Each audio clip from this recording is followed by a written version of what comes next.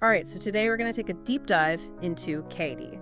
That's the Canadian AIDS Treatment Information Exchange. Right. HIV and Hep C, Yeah. big topics. For sure. But, this is really more about CATIE and how they're helping people, how they're changing things. Absolutely. So, ready to learn more? Yeah, I think CATIE's a fascinating organization. They're kind of a bridge Yeah. between the research world and everyday people. A bridge, huh? Okay, I like that. So not just like scientists in a lab? No, not at all. You can think of them as translators, taking all that complicated medical research and making it understandable. Guides, workshops, online courses, all that. So anyone can go to CATIE and get info, like even if they don't know anything about HIV or Hep C? Exactly. Yeah. And it's all reliable and unbiased because they're a nonprofit. Yes. Funded by the Public Health Agency of Canada. Okay, so no hidden agendas or anything, just straight facts. Yeah. But we're talking about HIV and Hep C. That's pretty complex stuff. What kind of services can they actually offer? Well, think of their website as like a giant library. All kinds of information. Fact sheets, toolkits, all tailored to different people. Okay, so it's like a starting point. But it's more than just a website, right? Right. So they also offer online learning modules. Mm-hmm. These are really helpful for healthcare providers, doctors, nurses, keeping them up to date. Oh, that's smart. So CATIE is actually helping doctors help their patients better. Exactly. That's really cool. I'm already seeing how this whole bridge idea works. Yeah, and they do in-person workshops too across Canada, Yeah. reaching people directly. Wow, so they're really covering all the bases. But who exactly benefits from all of this? Is it only people who are diagnosed with HIV or Hep C? No, not at all. It goes way beyond that. Of course, it's a great resource for people living with these conditions, but it also helps healthcare professionals stay current. Community groups use their information. Even you and me, just everyday people, can learn a lot from CATIE. You're right. Even if I don't think it affects me directly, having the right information can only make me more informed, right? More supportive of my community. Exactly. The more we understand, the better equipped we are to support others, to break down stigma. And speaking of community, I know CATIE is really focused on addressing health inequities. A lot of places talk about that, but what are they actually doing? Well, they put action behind their words. They recognize that some communities are disproportionately affected by HIV and Hep C. So they tailor their resources to meet those needs. For example, they offer materials in multiple languages. That's great for newcomers to Canada. Exactly. And they've adapted programs for Indigenous populations, LGBTQ+ communities, people who use drugs. They try to reach people where they are. It's really remarkable, making that information accessible to everyone. But how easy is it actually to access all of this? Is it complicated? Not at all. Their website, www.catie.ca, is really user-friendly. You can find everything there. Fact sheets, treatment guidelines, even a service finder to help you locate support near you. A service finder. That's a great idea. Okay, so it's all about giving people the tools and the confidence to deal with these challenging situations. That's right. CATIE's mission is to empower Canadians to live healthier lives. That's a mission I can get behind. I don't know about you, but I'm already blown away by what we've learned about CATIE. And this is just the beginning. There's so much more to explore. Which is what we'll be doing in part 2. We'll be taking a closer look at how CATIE is working in communities across Canada. So stay tuned for that. Welcome back. I'm still thinking about that service finder tool. Oh, yeah. Such a simple idea, but so useful. Yeah. Okay, so in part 1, we talked about how CATIE really focuses on inclusivity. But how are they actually doing that? How are they tailoring their services to different communities? It's really impressive how they approach it. Right. For example, their work with Indigenous populations. Okay. CATIE acknowledges that there are unique challenges there, often rooted in systemic inequalities, Yeah.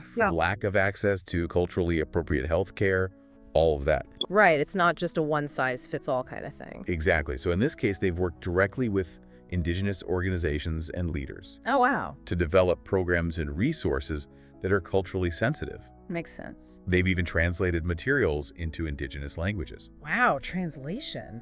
That's a big job. It is. It really shows their commitment to accessibility. For sure, and it goes even deeper than that, right? Yeah. They've integrated traditional healing practices into their programs. Oh, wow. And they're tackling the social determinants of health that disproportionately affect Indigenous communities. Sounds like what? Access to clean water, housing, food security. Right, so it's about the whole picture, Exactly. not just the medical side. Mhm. What about other communities? You mentioned LGBTQ+ communities before. Yeah, so LGBTQ+ individuals, they often face stigma and discrimination in healthcare settings. Yeah, unfortunately. So CATIE has prioritized addressing their needs. Okay, like how? Well, for instance, they developed resources specifically for transgender people, with information on hormone therapy and HIV care that's sensitive to their experiences. That's so important, making sure healthcare is a safe space for everyone. Absolutely. And they've also done a lot of work on HIV prevention strategies tailored for men who have sex with men. Right, because different communities have different needs. Exactly. It's amazing how CATIE has created such a diverse range of resources. Well, they've certainly tried. It seems like they've thought of everything. They don't shy away from tough topics either. Okay, like what? Their work with people who use drugs is another great example. That's a group that's often really marginalized. Yeah. So what kind of support does CATIE offer for them? Well, they take a harm reduction approach. Okay. They acknowledge that abstinence isn't always the goal. So instead of just saying, don't do drugs, they're providing more realistic information. Exactly. So they have resources on safe injection practices, needle exchange programs, opioid substitution therapy. So meeting people where they are, helping them reduce risks. That's a much more compassionate approach. And a more effective one. Are they doing anything to address the stigma around drug use as well? Oh, absolutely. They advocate for policies that support harm reduction. Okay. And they try to change public perception through education and awareness campaigns. It seems like advocacy is a big part of their work. It is. They're not just providing information, they're actually trying to create a more equitable healthcare system. Yeah, you're right. And their advocacy isn't limited to Canada either. Really? They collaborate with partners all over the world, Wow. sharing knowledge, best practices for HIV and Hep C prevention and treatment and care. So a Canadian organization is actually helping to shape global health initiatives. That's right. That's incredible. It really speaks to the quality of their work. It does, and at the heart of it all, they're still focused on the individual, Right. improving the lives of people affected by HIV and Hep C wherever they are. This is all really inspiring stuff. I'm so impressed with everything CATIE is doing, but I do have to wonder what's next for them.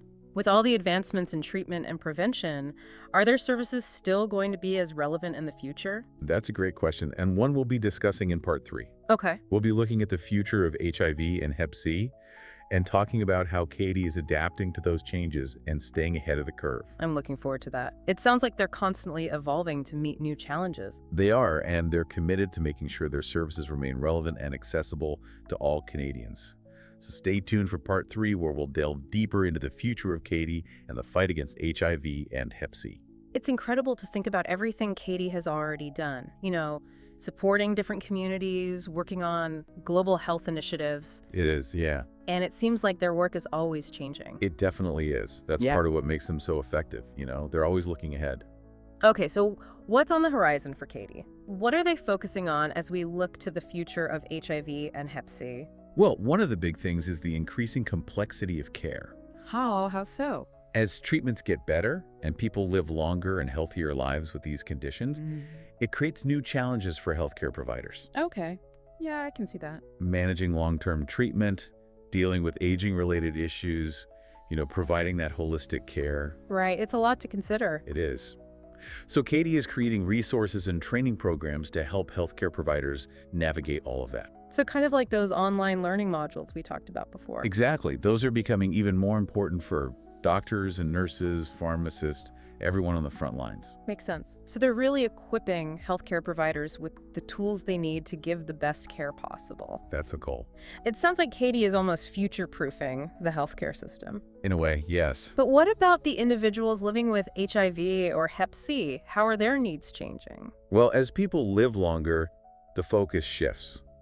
In what way? It's not just about surviving anymore, it's about thriving. Oh, I like that. Living a full and meaningful life, despite having a diagnosis. So it's not just about medical care anymore, it's more about overall well-being. Right, exactly. So CATIE is developing resources that address those broader needs. Like all kinds of things. Information on mental health, healthy aging, building strong relationships, navigating stigma, all of that. It's great that they're looking at all those different aspects. And they're using technology to make their services even more accessible and personalized. Okay, how so? Well, they have online tools that let people create their own personalized care plans, track their progress. Personalized care plans. Wow. It's like having a virtual health coach. That's amazing. And Katie's innovation doesn't stop there, right? Not at all. They're also promoting new prevention strategies, Yeah. like pre-pre. Pre-P. I'm not familiar with that. It stands for pre-exposure prophylaxis. Okay. It's a daily medication that can really reduce the risk of getting HIV. Oh, wow. So it's like a preventative measure. Exactly. It's a game changer for people who might be at higher risk. That's incredible. So is Katie helping to make Pre-P more available? Definitely. They're educating people about it, both the public and healthcare providers. It seems like we're at a turning point in the fight against HIV.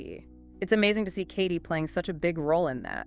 It really is. This whole deep dive has been so informative. I had no idea Katie was doing so much. They're really an incredible organization. They are.